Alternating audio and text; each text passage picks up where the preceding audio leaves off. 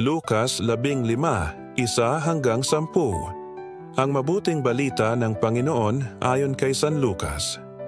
Noong panahong iyon, ang mga publikano at ang mga makasalanan ay nagsisilapit upang makinig kay Jesus.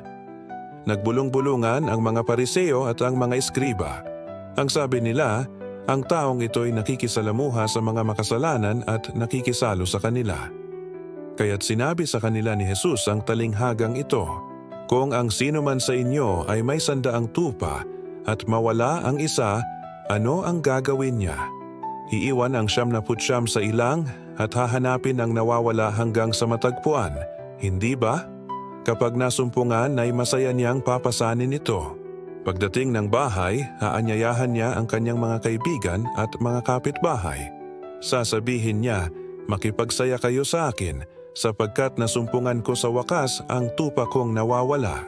Sinasabi ko sa inyo, magkakaroon ng higit na kagalakan sa langit dahil sa isang makasalanang nagsisisi, di tumatalikod sa kanyang kasalanan kaysa 99 na matuwid na hindi nangangailangang magsisi.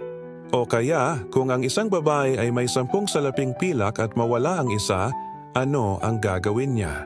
Sisindihan niya ang ilaw, wawalisan ng bahay at hahanaping mabuti hanggang sa masumpungan ito, hindi ba? Kapag nasumpungan na ito ay aanyayahan niya ang kanyang mga kaibigan at mga kapitbahay.